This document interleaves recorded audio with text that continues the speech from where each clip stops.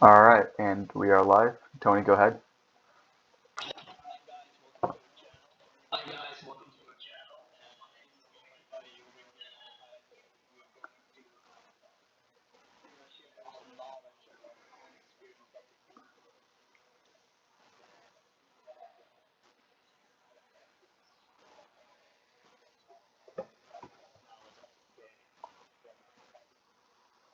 Yeah, hey guys. So my name's Isaac. Like what Tony said, we're just gonna go. We've been there. We've been in the Eastern European country for a little bit. Now we're back. So we just want to do a little bit of coverage, a little bit of react videos to what's going on in the Eastern European from like a day-to-day update in the past week or so. So let's get started.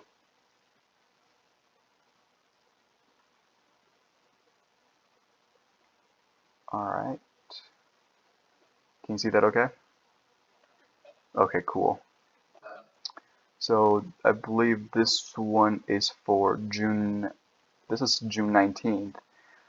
So roughly 2.5 weeks have passed the highly anticipated counteroffensive from Ukraine. There have seen various, successes in the region. I believe the Ukrainians has reoccupied around 8 villages or 8 settlements in the southern region. So the Kherson region, I believe. Um, what do you think? What do you have anything to say about that? Any thoughts?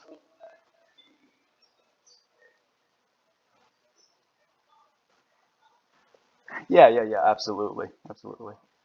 So, the red is, of course, the Russian controlled territories right now. And I believe if I zoom in here, the purple are the contested area and the striped lines as well. If you look down below, you can see, these zoomed in villages. I believe these are the ones that are liberated recently. Um, these are very hot areas, so very highly contested since the counteroffensive. And if you see on the bottom these three kind of tree line, maps. So these are the map that we kind of, that we use to, uh, do tactics and do our own version of mapping. Of we draw X's here, checks here, squares here for various, maneuver or mission that whatever we needed to accomplish for the day. So okay. So the next one we have. So about a week ago, look just a little over a week ago now, the African delegation, I believe, sent about seven representatives, seven leaders from their continent to try to broker peace between Ukraine and Russia. Um, I like to see how that's going to happen, but of course, I'm not sure how, if anything was accomplished.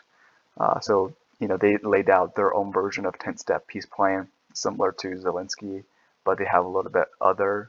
Um, so, the first main point, of course, the representative wants to emphasize that the war should be stopped at all cost. Um, Peace through diplomatic as much as possible. One of the major Zelensky point was that for anything to even negotiate as a talks for the Ukrainians to come to the table is that the Russian must have a full withdrawal from Ukrainian territory. Um, so the third step, the escalation of hostilities, it's self-explanatory. The fourth step, the sovereignty of state must be respected in accordance with the UN charters. That just means that hey, this is my territory. These are the people that reside in it. Please uh, please obey the POW law, the rule of engagement law between sovereign states and its people. The fifth component includes security guarantee. Uh, the sixth, the was ensuring the export of grain and fertilizers. So a lot of people don't know, but the the grain uh, deal that's between Russia and Ukraine right now is very in the gray area. It can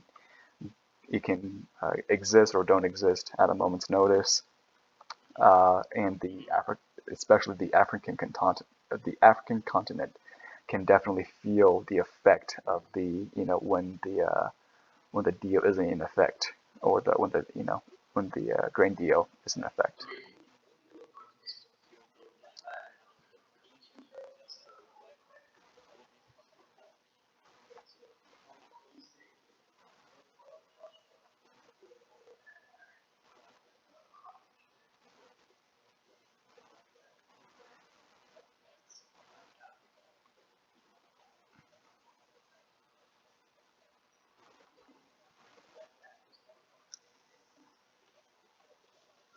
hmm hmm Well, you have to be careful, because so the African community in general, um, are more of neutral stance in this entire war front, just because of the relationship that they have between Russia and the African community, the African continent.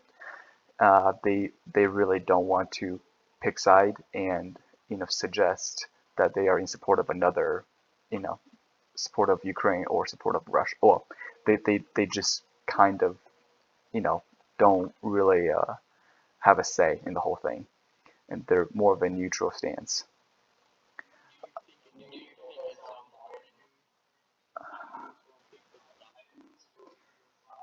You know, I think they, I honestly don't know.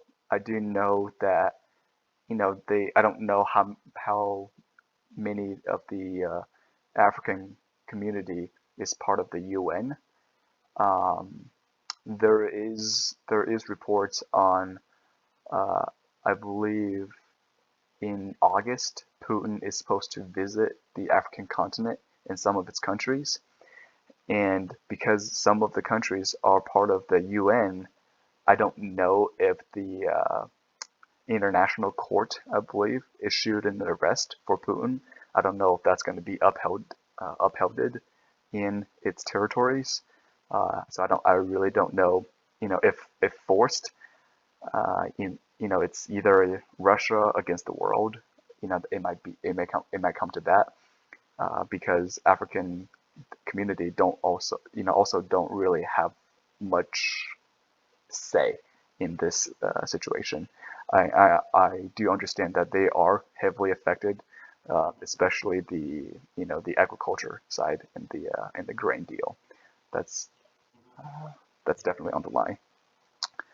Um, so seventh is humanitarian assistance to the war victims. That's very relevant to about a couple weeks ago with the Nova Kovka Dam being blown or sabotaged. Um, there's a report about. I'll share that slide down the road. The eighth step was exchange of prisoners, captives, including children, so POWs exchanging, bodies, or whether it's bodies or POWs. Uh, so ninth would be uh, component post or reconstruction. So just how is the two countries going to reflect after the war? Um, is there a plan set aside to reconstruct, rebuild these countries after the war is finished? The 10th and final step was for Zelensky to better and further interact with African countries. I'm assuming because the African continent already has I would say, a bittersweet relationship with Russia. I don't know what kind of relationship they have with Ukraine. I do know that they are heavily dependent on on the grain import. So we'll see how that's going to go. So on the bottom, you can see the African delegation arrived in Kiev on June 16th. Um, what was funny was Russia also was aware of, you know, of the delegation's arrival in Kiev, yet they still decided to, launch an attack. Here you can see they launched 12 missiles against the capital where the delegation was visiting, and of course injuring four people. Uh,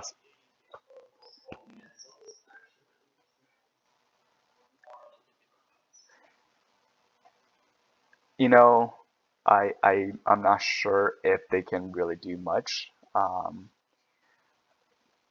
because nobody really wants to push Russia into a corner. I don't know what would happen besides, international, um, more sanctions probably on imposed onto the country. Um, yeah, I'm not sure if the international can really do much about it. Um, besides just more economic support, more military support for the Ukrainian side. Okay, so the African delegation includes South Africa, Senegal, Egypt, the Republic of Congo, Uganda, Zambia, and the Comoros. I'm not sure if I pronounced that right. It, Comoros, and also so they are also visiting. I believe it's Moscow that they visited, either Moscow or St. Petersburg. I'm not sure which city that they visited the next day. So the African delegation visited Ukraine, Kiev, Ukraine, and Moscow, Russia, back-to-back days. Uh, so this visit is high stakes and it can affect the African continent in a major way due to its rocky grain deal since the dam destruction. Okay, so and the day after, so this is June 21st. This is since the Nova Kakhovka Dam has been sabotaged. Um, about a week ago, I read the report. It was about 21 people. Looks like it nearly doubled. So this is one of the major humanitarian crises that the country is facing. 121 hospitalized. There are photos out that I've seen, and it does look really bad. It's just in villages being flooded underwater. Um, but I believe that the um, the evacuation for that area has been completed, but of course there's always going to be stragglers that are being left behind, whether they don't want to leave or yeah, it's their home, it's their livelihood, right? Where do they go? Yeah, it's their livelihood. Where do they go? What where do they go? So, until everything gets settled down, which I'm not sure if it will anytime soon. I do know that during the evacuation, Russia has also continuously bombed this section and also killed. I believe they killed a individual that was part of the evacuation uh, plan or committee. I do know that they're not part of the war effort. All right. Okay.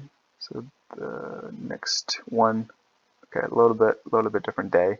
So for this one, since the counteroffensive, Russian military has seized almost 5,000 casualties in 1 week of the Ukrainian offensive.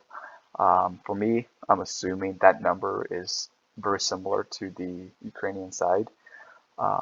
Mainly because the Russian has um, they know this counteroffensive is coming. It's been planned. It's been fortified as much as they can. They had months to plan and fortify their positions, right? Reinforcement. This is the second major counteroffensive right after the Kherson counteroffensive that me and Tony left. So that's the last mission that we did, was to liberate Kherson, and then we decided to that was we did enough uh, at the time. So let's see if there's anything down here. Yeah. So with about a week or so, the Ukrainian Defense Forces approximately killed uh, that around 5,000 enemy troops and decent amount of military equipment actually. So here you can have the breakdown of all the equipment that was destroyed. So 46 tanks. That's really good amount actually. 77 armor vehicles, battle combat vehicles, armored vehicles, 187 artillery systems. That's wow. I'm surprised. Yeah, these these are some very heavy firepowers that are lost. 14 um, multiple launcher rocket systems. I'm not sure if they're the same as the MLRS, multiple launcher RS. I guess that's what that means. 21 air defense systems, so maybe including the S300 series, the S400 series. Those are some of the the high the most of one of the most advanced air defense systems that the Russian possess. Uh, so fun fact: the Russian are actually using the S300 and the S400 not only for air defense system, but they have I guess engineered the system as a missile launcher as well. Um,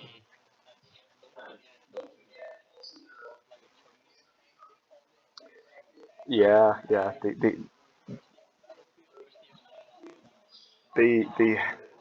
they have quite a bit of new. They introduced quite a bit of the new, military equipment. Fifth gen, fourth gen combat vehicles. Yeah, they did. They did.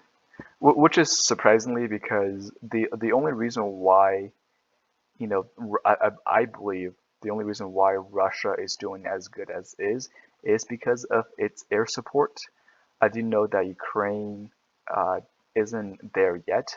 I do know, you know, I do know that there are talks of F-16 training, potentially, and most likely, transports of F-16 jet systems as well will be will be available, but not during this counteroffensive.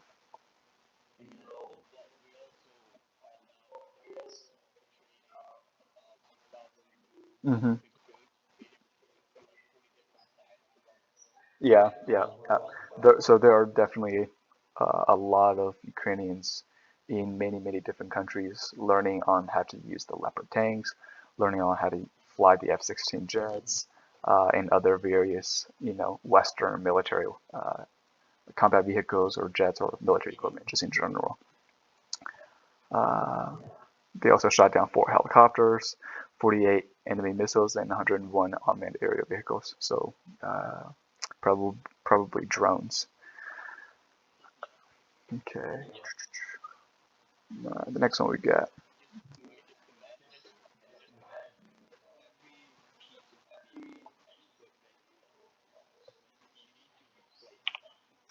Yeah, yeah, it's definitely for them. Well, the thing is, Russia has the money to support it.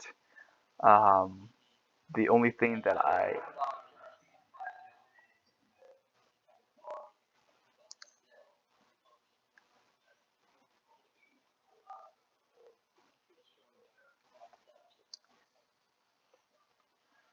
it has been, and the sanctions is definitely catching up on them.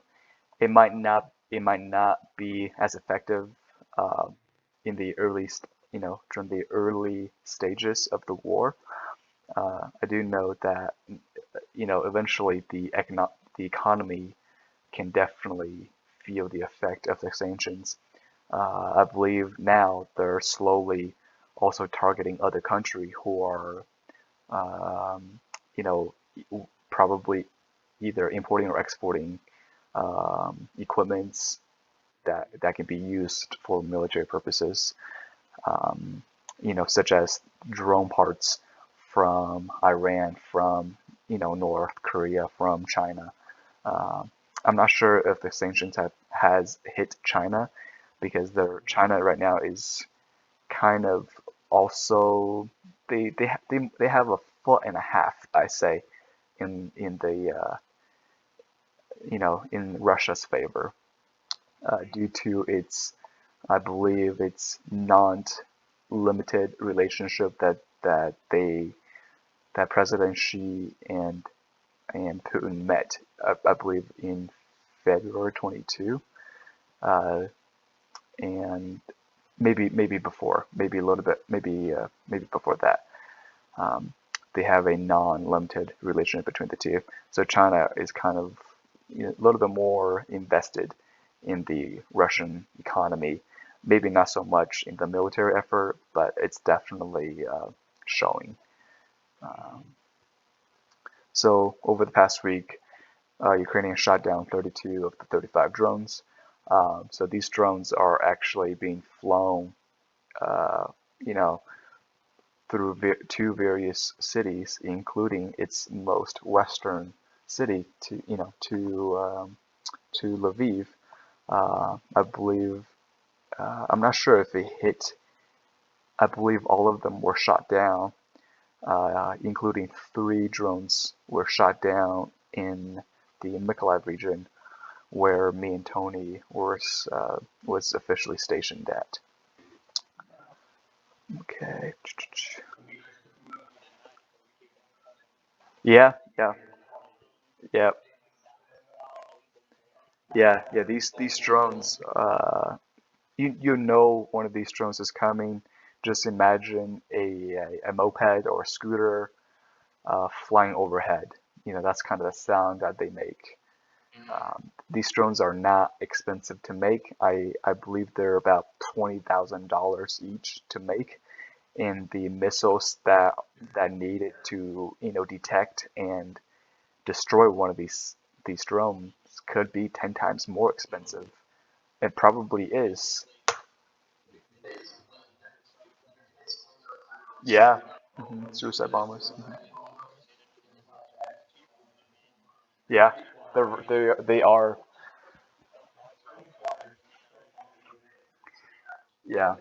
Well, these drones are very cost effective and very effective, especially targeting military infrastructures, energy, utilities, power plants, stuff like that. And the so these are the Iranian Shahid, I believe, Shahid kamikaze drone. Yeah, on the bottom you can see the Shahid 136 kamikaze drone. These drones are pretty scary. We've seen just the police and local militia and bystanders who have access to weapon. Once they see one of these flying over their head, everybody takes arm and try to shoot these down before it reaches the target.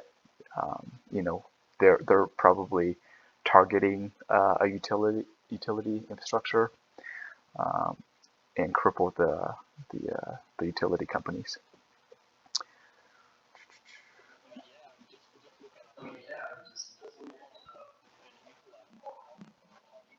Yeah, was that was an oil depot. That was an oil depot.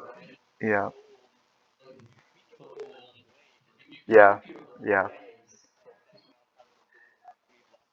yeah. So we were living in Mykolaiv at the time, and we heard a electronic moped over our head, and 5 seconds later, you hear a loud boom, and we later on we found out that it was a an oil depot that they targeted. The entire, of course, the entire uh, uh, area, caught on flames. Okay.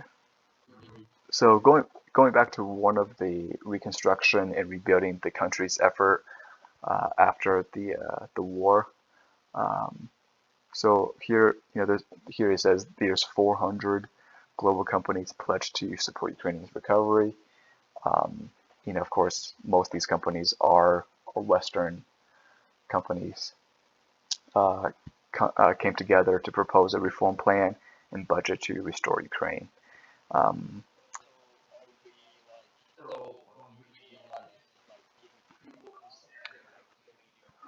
I think it's money.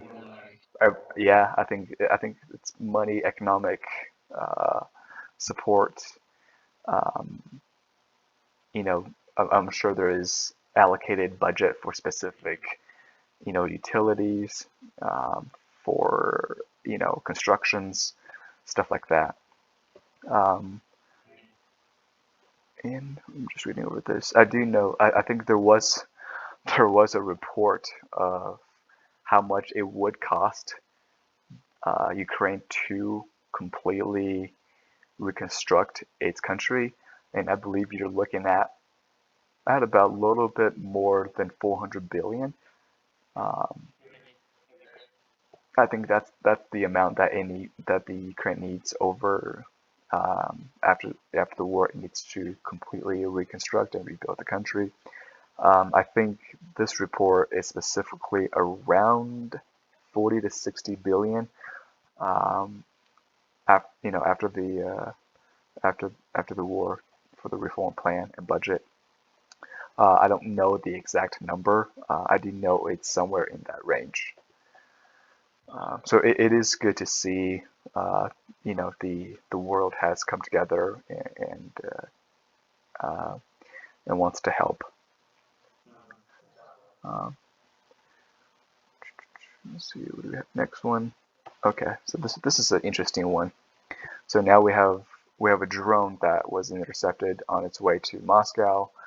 It was shot down.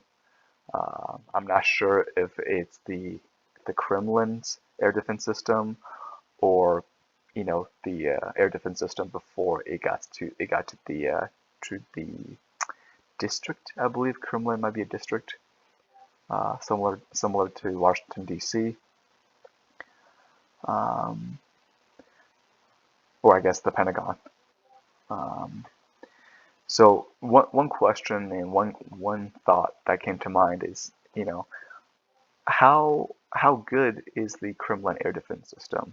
You know, because because this is, yeah. Well, for one, I do know that these systems are not. Um, this wasn't the first case. I do know that this has happened before, um, and I'm trying to understand if they are,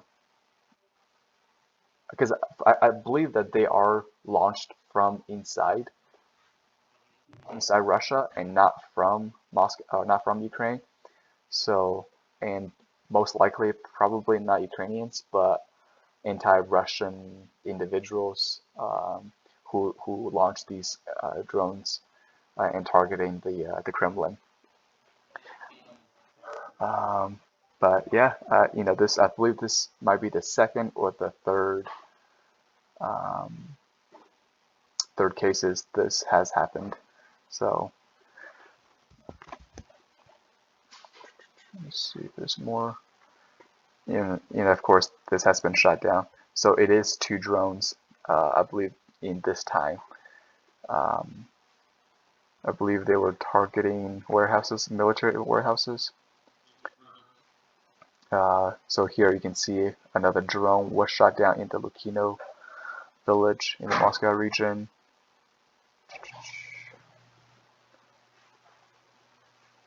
Okay, and of course, Moscow blames the um, the Ukrainian for. Yeah, I like how he just nonchalantly walks by. That's all right. He's home early, so I didn't expect it. I didn't expect him to come home early, but that's all right. Uh, Hi, Zach. Okay.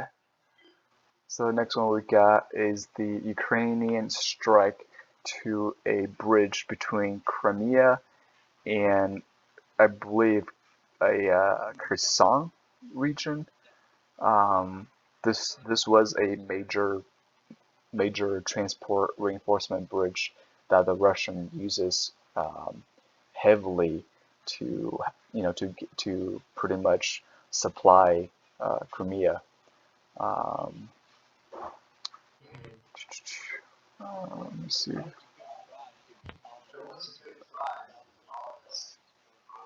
It did, but they could just patch it up. No, not so much.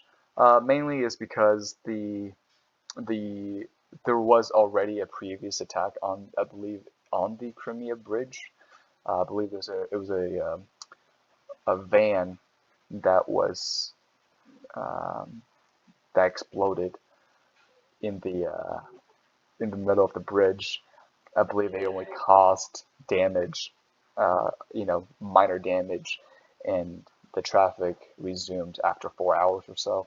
So it wasn't too big of a deal, but I believe that these attacks are going to happen more and more, especially between strategic points.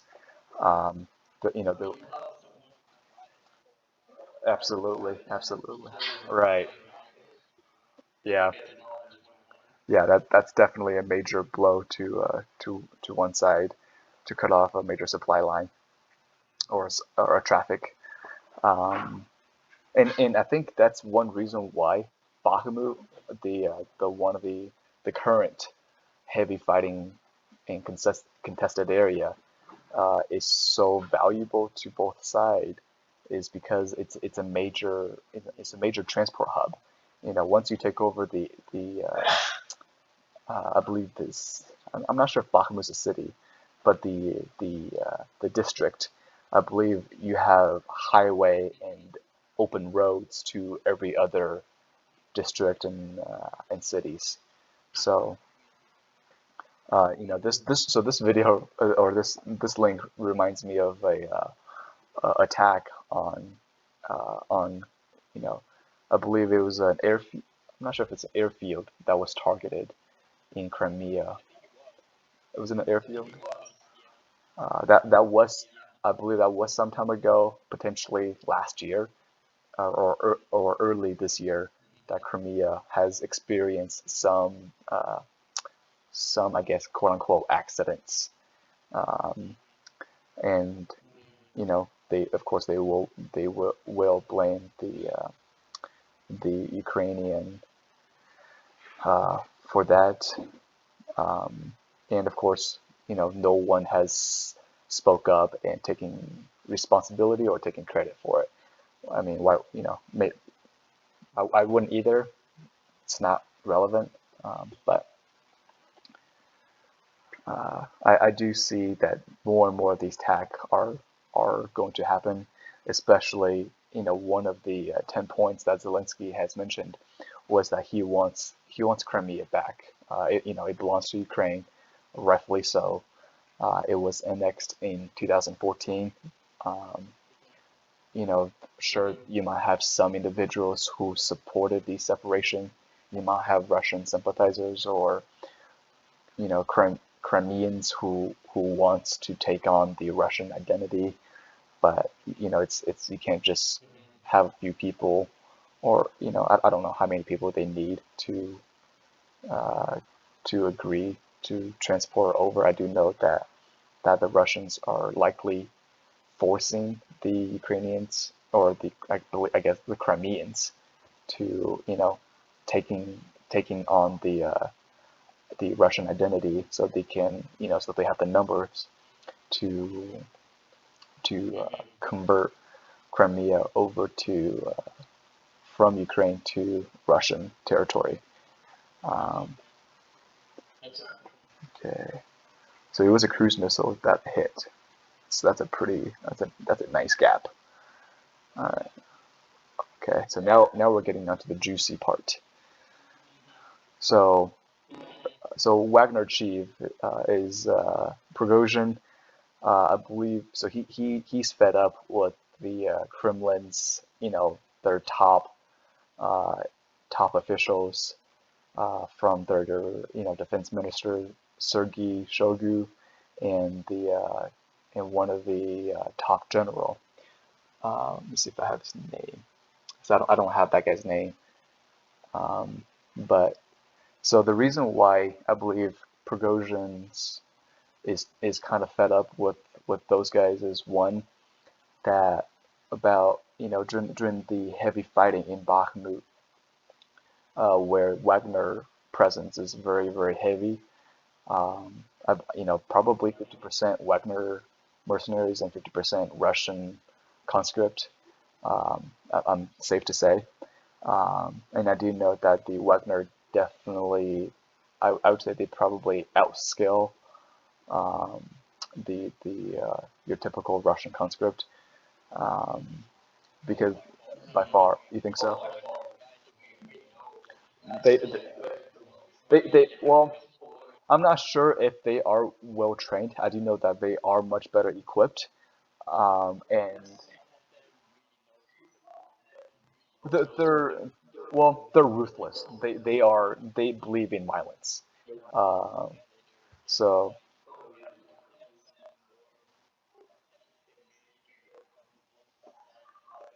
right, right, right. Yeah. So that's definitely what their goal is.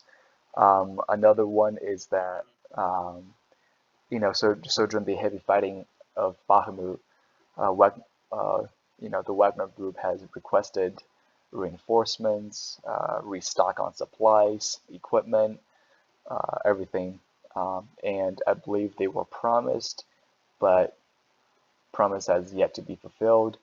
And the Wagner Group, I guess their mercenaries are just dying uh, due to lack of equipment and ammunition. Yeah, yeah. And there was a report on the defense minister of Russia, Sergei Shoigu.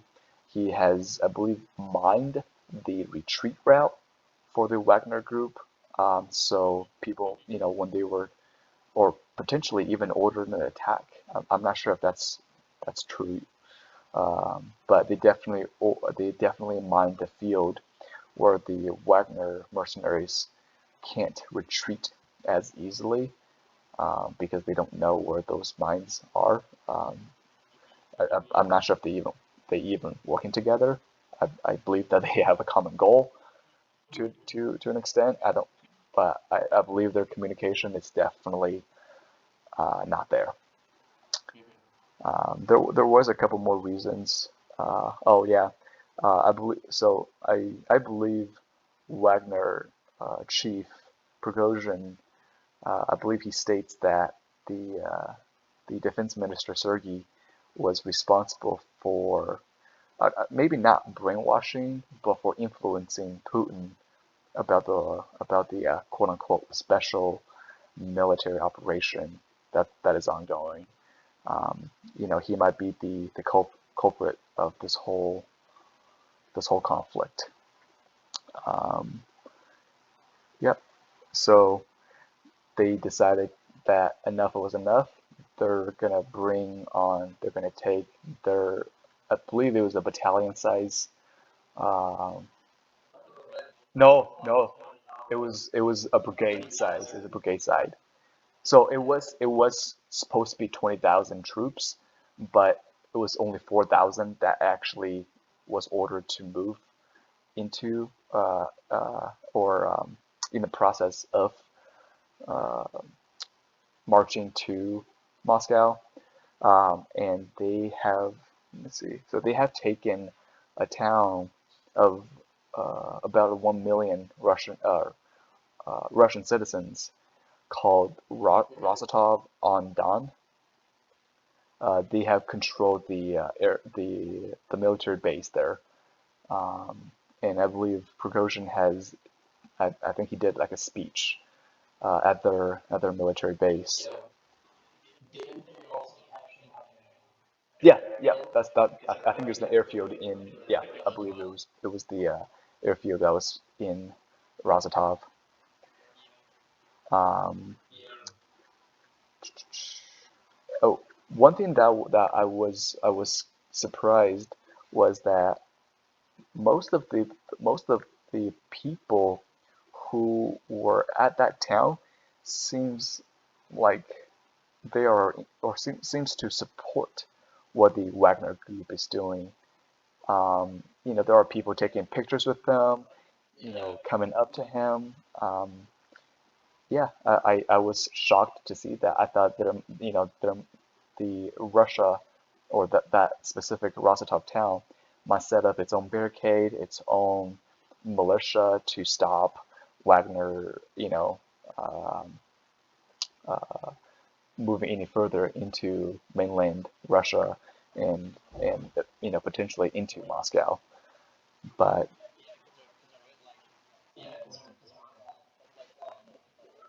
yeah,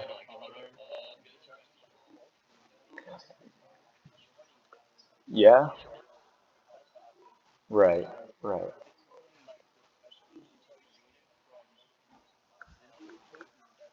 Yeah,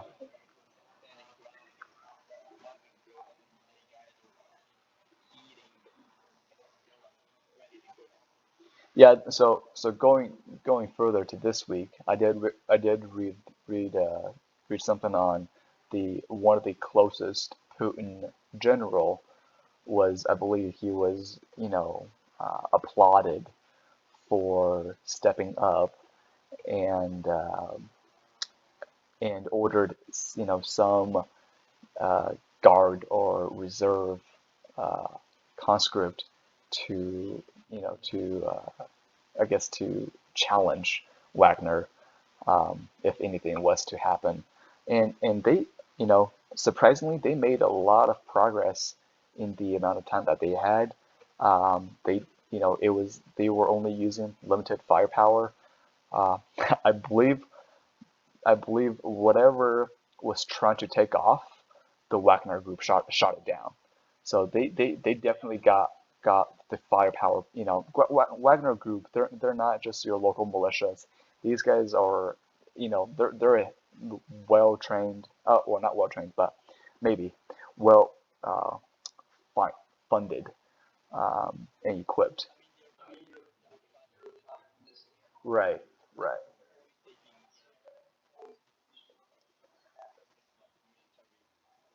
For sure, sure, I'm sure.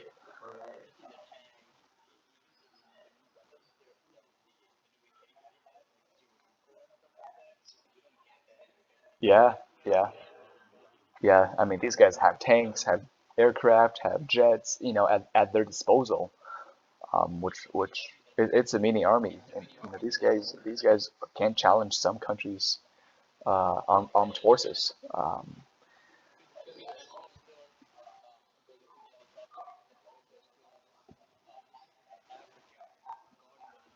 Yeah, absolutely. Right, right, right. Yeah, so these guys definitely have their presence known, especially in the in the African continent. Same to um, Middle East. I believe they have a heavy presence in Syria, in other parts of Middle East that they are operating out of.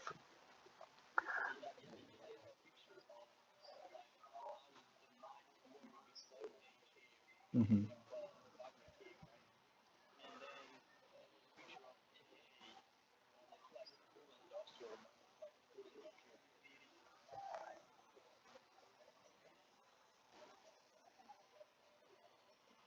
Yeah, yeah, they do, they do. Yeah. Okay. The Belarusian president Lukashenko. So, you know, I believe he takes credit for brokered a deal between top of Kremlin officials and Prigozhin Wagner chief Prigozhin to de-escalate. So I believe this might be orchestrated and planned without the knowledge of Putin. Because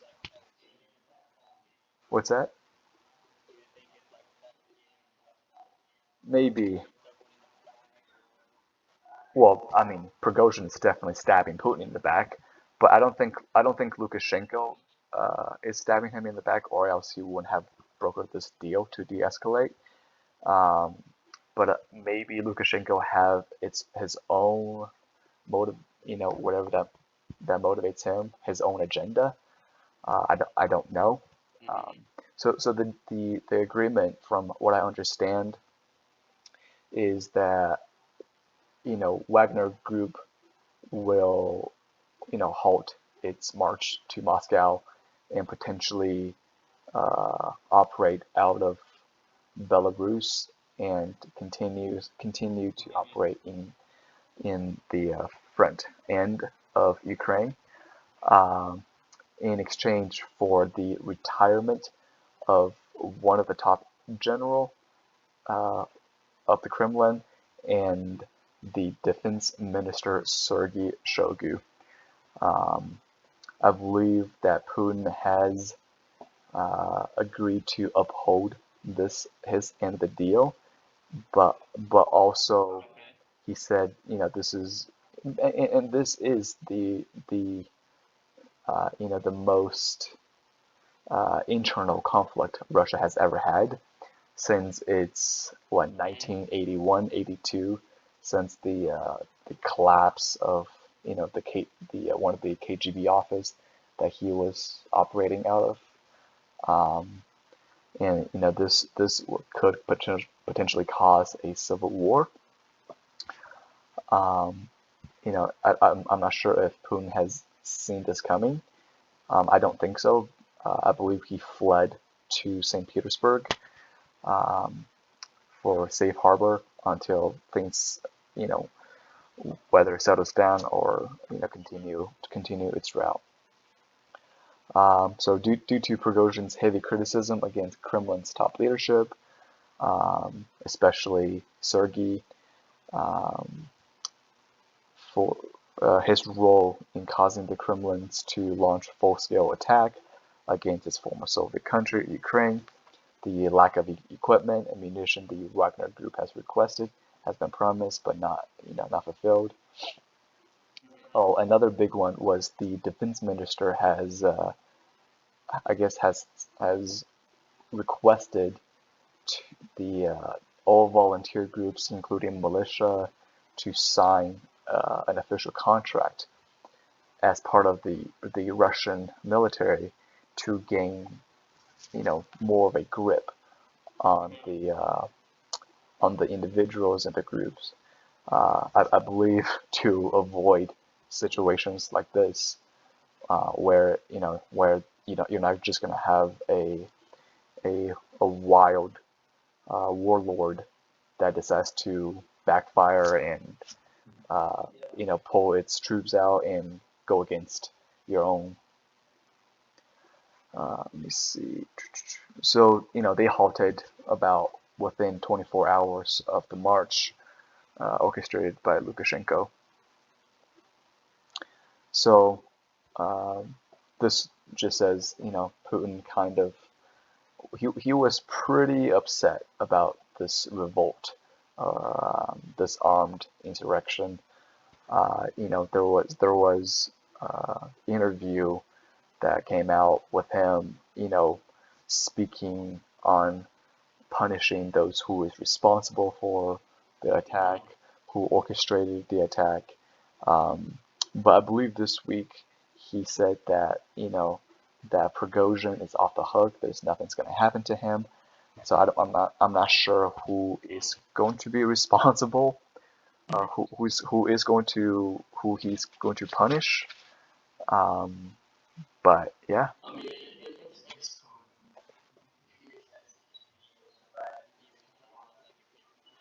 yeah,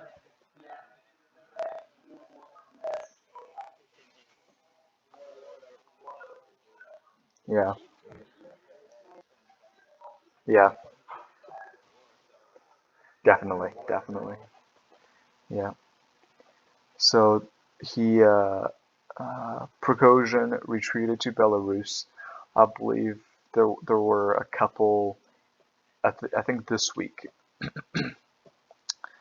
a couple aircraft that links to Prigozhin has flown into Belarus. I believe Prigozhin retreated to avoid confrontation and potential consequence, um, but I'm not sure if he's going to, if he's going to be punished for this revolt.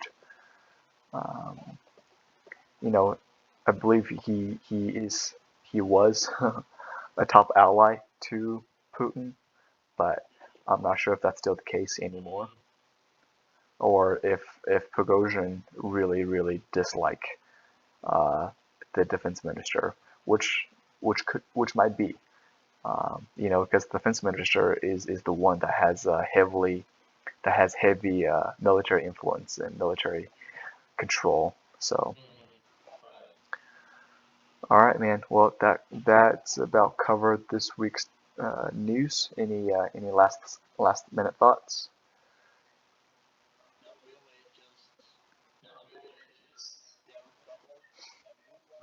Yep. See you later, guys. Slava Ukraini.